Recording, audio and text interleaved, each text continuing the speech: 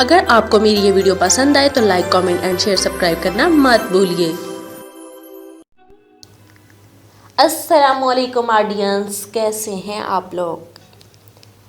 میری اللہ پاک سے یہی دعا رہتی ہے ہر پل کہ میرے آڈینس جہاں رہیں خوش رہیں، آباد رہیں، ہنستے مسکراتے چہچہاتے رہیں۔ تو جی آڈینس، آج میں آپ لوگوں کے ساتھ لے کے آئی ہوں گمشدہ قافلے کی 10th ایپیسوڈ۔ امید کرتی ہوں آپ لوگوں کو میری آواز میں ناول بہت پسند آتا ہوگا، اور اگر آپ لوگوں کو میرا ناول پسند آتا ہے تو آپ لوگوں سے ہمیشہ سے یہی ریکویسٹ کرتی ہوں، کمنٹ باکس میں جو ورڈنگ آپ لوگوں کے دل کو چھوتی ہے، جو جملہ آپ کی آنکھوں کی نظر ہو جاتا ہے، اس جملے کو، اس ورڈ کو، اس کہانی کو کمنٹ باکس میں اپنی رائے کا اظہار کرنا مت بھولا کریں، کیونکہ یہ آپ لوگوں کا میرے لیے پیار ہے، محبت ہے۔ اگر جو چیز آپ کو اچھی لگتی ہے اسے کمنٹ باکس پہ لکھتے ہیں، اپنی رائے کا اظہار کرتے ہیں، تو میرے اندر ایک جذبہ پیدا ہوتا ہے کہ آپ لوگوں کے لیے رنگ برنگے آپ کی من پسند ناول اور پوئٹری لے کر آپ کی خدمت میں حاضر ہوتی رہا کروں۔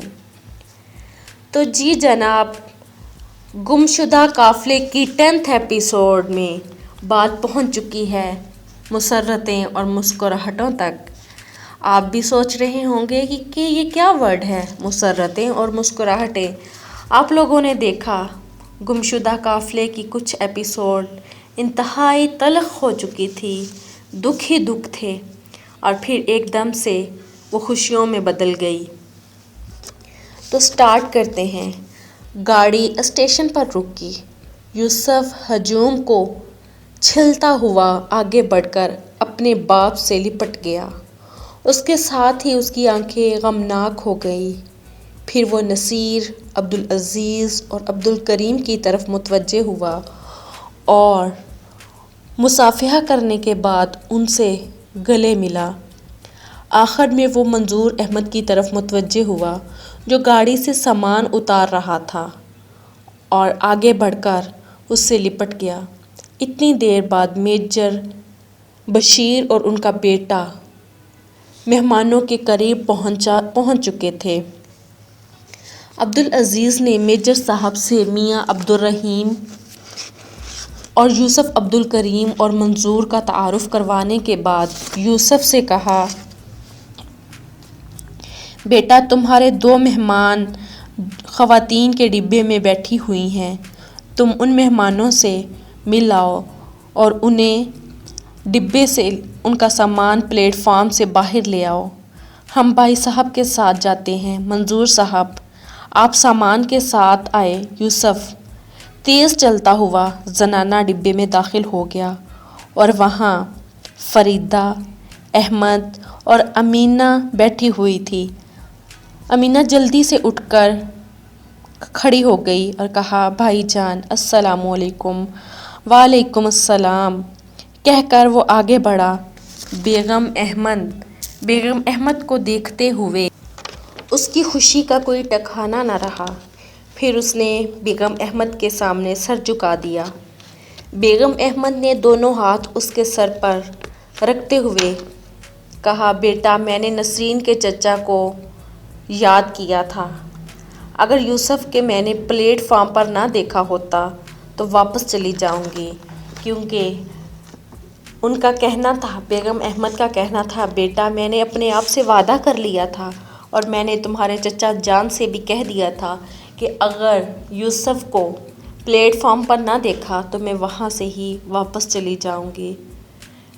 شاید تم سے بات نہ کر پاتی، لیکن خدا کا شکر ہے کہ یہ نیک بچی میرے ساتھ تھی، اور اس کی باتیں مجھے تمہارے سامنے اور تمہارے ساتھ جو بھی گلے شکوے تھے دور کرنے کے لیے بہت کارآمد مفید ثابت ہوئی۔ پھر بھی مجھے اس بات کا رنج تھا کہ جب تمہیں کوئی تکلیف پیش آتی تھی تو مجھے کیوں نہ لکھا۔ ماں جی، مجھ پر چھوٹی سی آزمائش آئی تھی، اس سے نجات حاصل کرنے کے لیے مجھے دعاؤں کی ضرورت تھی، اور اس بات کا مجھے یقین تھا کہ آپ میرے لیے دعائیں ضرور کرتی ہوں گی۔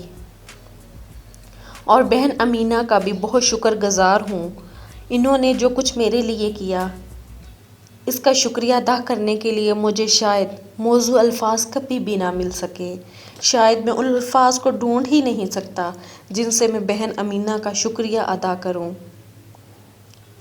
اب آپ گاڑی سے اتریں، وہ سب ہمارا انتظار کر رہے ہیں۔ میں آپ کو سہارا دوں؟ بہن احمد نے اٹھ کر ہنستے ہوئے کہا۔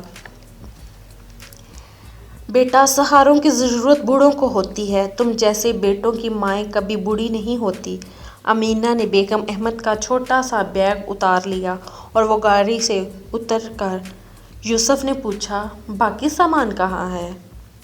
وہ فضل الدین پچھلے اسٹیشن سے ہی ڈبے میں رکھ آیا تھا، یعنی کہ پچھلے ڈبے میں ہی اس نے سامان رکھ دیا تھا۔ مغل دین بھی آپ کے ساتھ آیا ہے؟ جی ہاں، اس کی خوشی کے مارے یہ حالت تھی کہ اگر ہم اسے نہ بھی لے کر آتے تو وہ پیدل ہی آ جاتا۔ اس نے ابا جی سے سفارش کروائی تھی کہ مجھے بھی ساتھ جانا ہے۔ عجیب بات ہے، میں نے اسے دیکھا ہی نہیں۔ جی آپ نے اسے دیکھا ہوگا، نئے لباس میں پہچان نہیں سکے ہوگے۔ منظور صاحب نے اسے فالتو کی ٹوپی دے دی تھی، ابا جی کی پرانی جیکٹ بھی اسے پسند آ گئی اور بالکل اس کے ناپ کے مطابق تھی۔ مسوری کی ٹھنڈی ہوا انہیں پہننا چاہیے تھا۔ تو بس جی، پھر اس نے یہ جو مسوری کی ٹھنڈی ہوا تھی اس کو انجوائے کرنے کے لیے وہ پہن لی۔ دوپہر کے وقت وہ مسوری میں عبدالعزیز میجر بشیر کے بال بچوں کے ساتھ کھانا کھانے گئے تھے۔ میجر بشیر شام کے وقت بچوں کے ساتھ آنے کا وعدہ کر کے دوبارہ محور جا چکے تھے۔ میاں عبدالکریم، عبدالعزیز اور عبدالکریم کھانا کھاتے ہی لپٹ گئے، بیگم احمد اور بلقیس کے ساتھ باتیں کرتے کرتے قالین پر لیٹ گئے۔ صفیہ نے اٹھتے ہوئے بلقیس سے کہا کہ میں ذرا باہر جا کر شام کے انتظامات دیکھ آؤں۔ بلقیس نے کہا، بھئی میں آپ کے ساتھ چلتی ہوں۔ ارے وہ لڑکی کہاں غائب ہو گئی؟ کون؟ آمنہ؟ نہیں، امینہ۔ صفیہ نے ہنستے ہوئے کہا، میں نے اسے کھانا کھانے کے بعد نسرین کے ساتھ جاتے ہوئے دیکھا تھا، میرا خیال ہے اس وقت فہمیدہ کے ساتھ ہی ہوگی۔ وہ کمرے سے باہر نکلی تو یوسف دکھائی دیا۔ بلقیس نے پوچھا، بیٹا تم کہاں چلے گئے تھے؟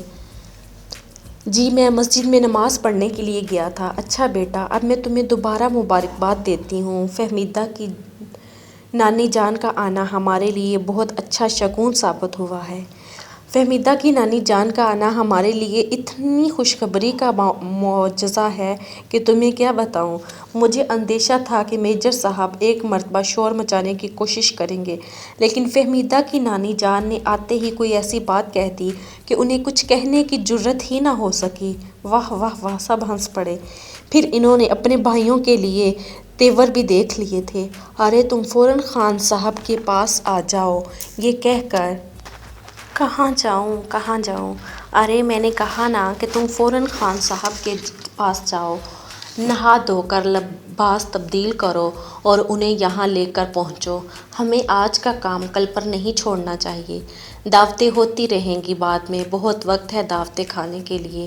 یوسف متعجب سا ہو کر اس کی طرف دیکھنے لگا اور بلقیس ہنستے ہوئے بولی، ارے میری طرف بے وقوفوں کی طرح کیا دیکھتے ہو؟ تمہارا نکاح ہونے والا ہے۔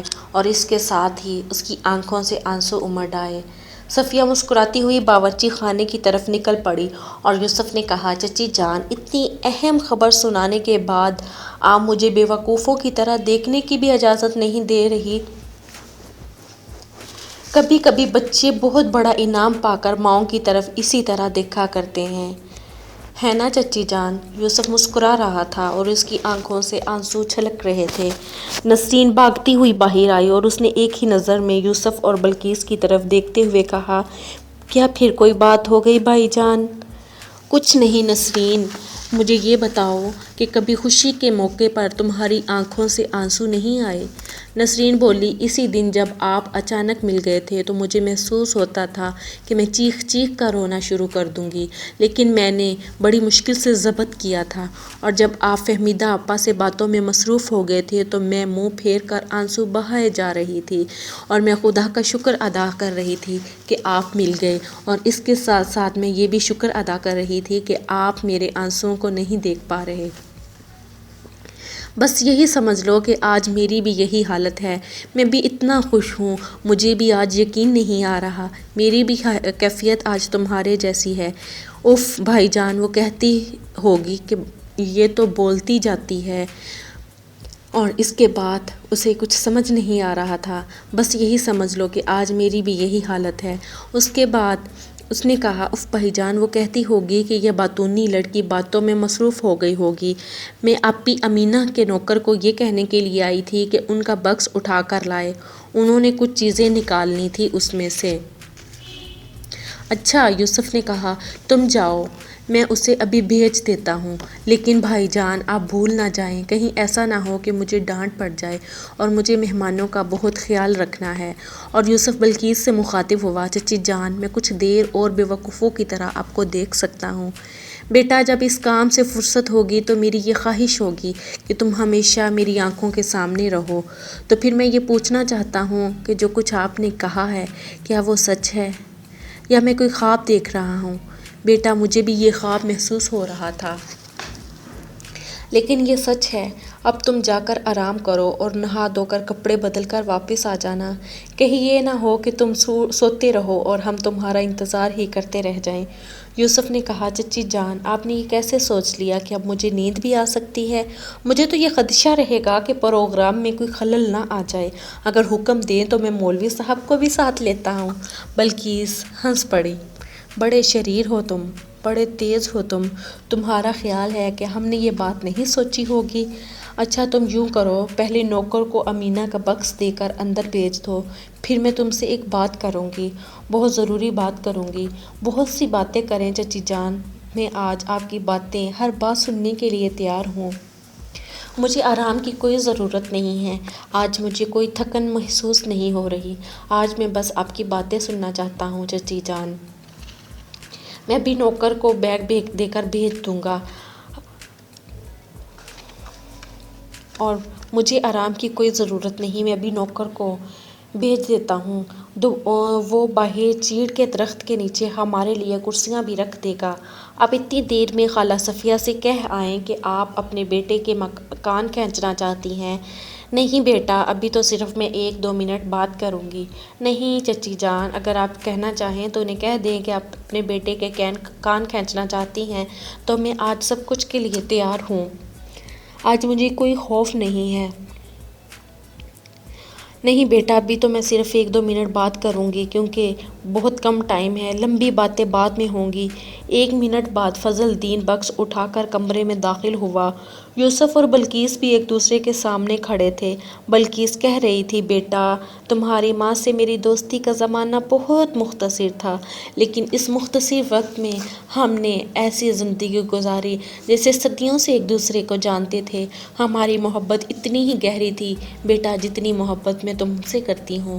تم یہ مت سمجھنا کہ تم میرے بیٹے نہیں، بلکہ جب تمہاری ماں آخری وقت پر تھی، آخری سانسیں گن رہی تھی، اس وقت بھی میں نے محسوس کیا کہ وہ تم سے پیار کرتی ہے، اور وہ چاہتی ہے کہ تمہاری شادی تمہاری من پسند جگہ پہ ہو، اور وہ تم سے زیادہ اس سے پیار کرتی ہے کہ تم نہیں جانتے کہ وہ کون ہے۔ جب وہ آخری لمحے پر تھی تو تب بھی میں نے یہ جانا کہ تمہاری ماں فہمیدہ کے بارے میں ہی سوچ رہی تھی۔ آج کی ہماری اس کہانی کا اینڈ یہیں پر ہوتا ہے۔ ملتے ہیں نیکسٹ ایپیسوڈ میں ایک نئے انداز میں۔